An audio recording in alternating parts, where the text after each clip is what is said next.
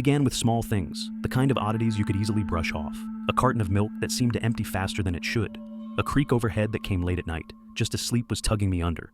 A strange draft near the attic door that made the hairs on the back of my neck prickle. But I was busy, too busy to dwell on what I told myself were harmless quirks of an old house.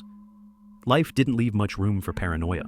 My name is Alex, and I live alone in the house my aunt left me, a quiet, unassuming place in the suburbs. She'd passed away 2 years ago, and the house, though charming, had always felt just a little too quiet.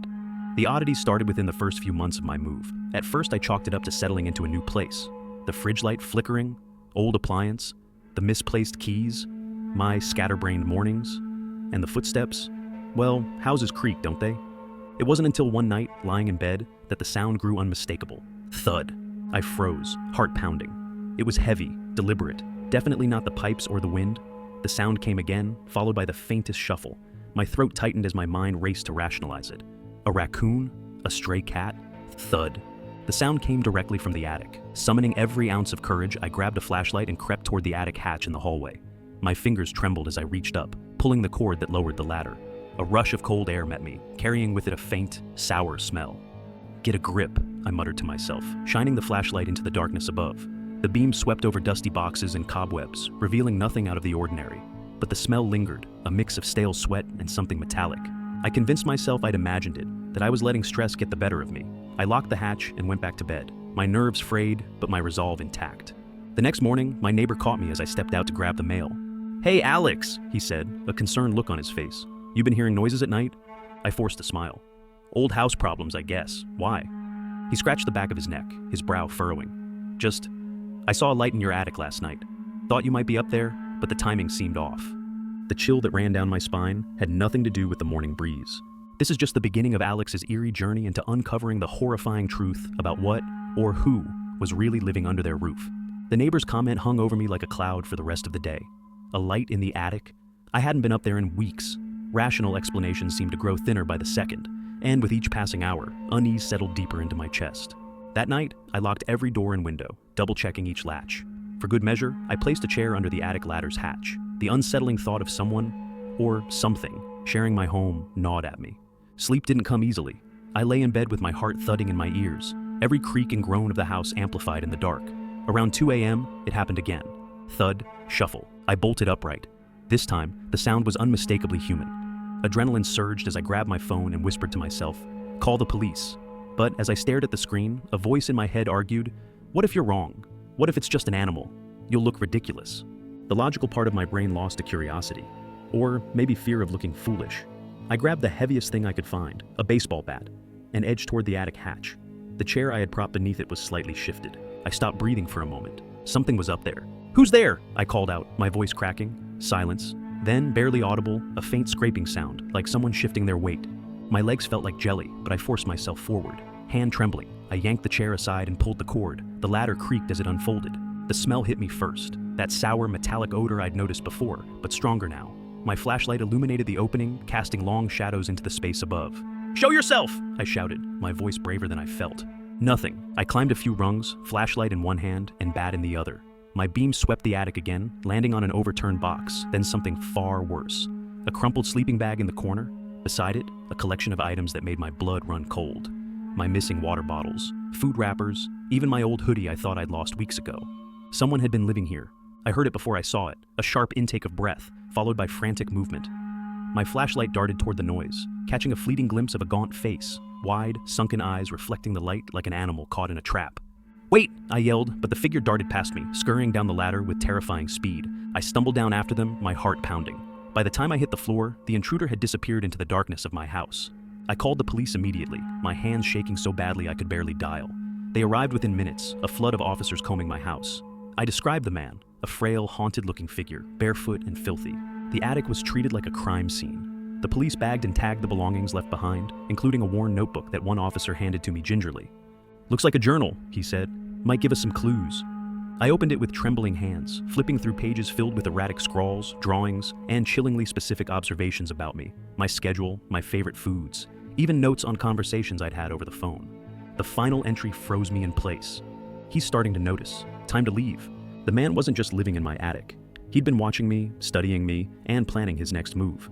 The next few days were a blur of heightened security and paranoia. The police promised to investigate, but their updates were vague at best. No leads, no fingerprints, no ID. The man had vanished, leaving only the chilling journal behind. I had the locks changed, installed a security system, and even put up cameras in and around the house. But no matter what I did, the sense of violation lingered. My own home no longer felt safe. The journal haunted me most of all. I pored over its pages, desperate to understand who this man was and why he'd chosen my attic. The entries oscillated between strange sketches, often of me, distorted and grotesque, and fragments of his thoughts. One passage struck me like a blow. I just wanted somewhere quiet, somewhere safe, but he's too loud, too bright.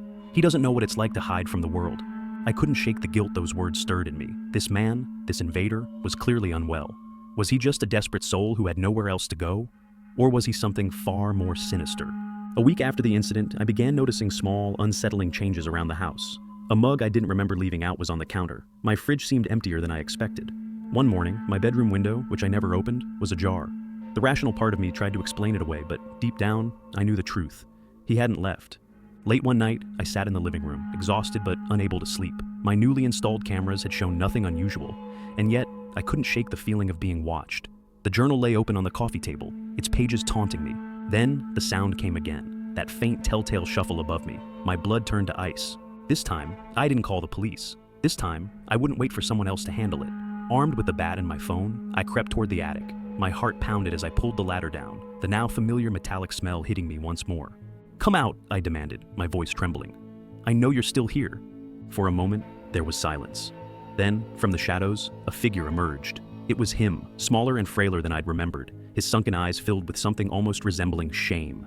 "I wasn't going to hurt you," he rasped, his voice thin and cracked. "I just needed somewhere to stay." My grip tightened on the bat. "You've been living here for 2 years, watching me, writing about me. That's not just staying, that's..." I couldn't finish the sentence. My fear gave way to anger, but beneath it all, there was a thread of pity. "I didn't mean for it to be this long," he murmured, shrinking into himself. "But then I got scared, and I didn't know how to leave." What followed was surreal. I demanded answers, and he gave them in halting, fragmented sentences. His name was Eric. He had no family, no job, no home. The attic had been his sanctuary, a place where he could exist without judgment or interference. The journal, he claimed, was never meant to be sinister. "It's just how I understand things," he said. I didn't know whether to believe him. Every instinct told me to call the police, to have him removed from my life forever. And yet, as he stood there, shivering and frail, I hesitated. "You can't stay here," I finally said, my voice firmer than I felt. "But I won't turn you in, if you leave. Tonight." Eric nodded, his movement sluggish and defeated. I watched as he gathered the few belongings he'd left behind, a sleeping bag, a tattered backpack, and the journal. As he descended the ladder, he paused. "I'm sorry," he said softly, "for everything." Then he was gone. The next morning, I awoke to an eerie silence. For the first time in 2 years, my home felt truly empty. Relief mingled with unease as I checked the cameras and found no trace of Eric. But the story didn't end there. A few weeks later, I found an envelope taped to my front door. Inside was a crudely drawn picture of my house with a simple message scrawled beneath it. "Thank you for letting me stay." I'll never forget it. I never saw Eric again, but his presence lingered in the creaks of the floorboards, the quiet of the attic, and the journal I could never bring myself to throw away. Some nights, when the house feels too quiet, I wonder, did I do the right thing? And somewhere out there, does Eric think about me too? Weeks turned into months, and life began to feel normal again. Or at least, as normal as it could after discovering someone had lived in my attic for 2 years. I threw myself into work, spent time with friends, and avoided looking up at the attic hatch. The cameras stayed on, the locks stayed changed, and I tried to convince myself Eric was gone for good. But late one night, as I was settling in to watch TV, my phone buzzed with a notification. It was from one of the security cameras. Motion detected, backyard. My stomach dropped. For months, the cameras had shown nothing but squirrels and stray cats.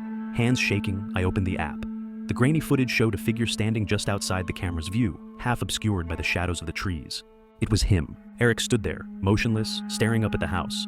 He wasn't carrying anything, nor did he seem to be trying to break in. He simply stood there, watching. I grabbed my phone and called the police, my heart hammering as I explained the situation. They arrived within minutes, but by the time they searched the yard, Eric was gone. The officers assured me they'd patrol the area and keep an eye out for him, but their words felt hollow. Eric had disappeared once before, and now he had proven he could reappear just as easily. The next morning, I found something chilling taped to the outside of my bedroom window, another envelope. My breath caught as I carefully peeled it off and opened it. Inside was a single handwritten note. I missed the quiet. I felt a mix of emotions, fear, anger, and even a strange pang of guilt. I had allowed Eric to leave without pressing charges, without forcing him to get help. Had I made a mistake? Was this his way of asking to come back? The police took the note as evidence, but they didn't seem optimistic. "If he comes back, call us right away," one officer said. "But honestly, it's unlikely. He's probably just passing through." Passing through. The words didn't comfort me.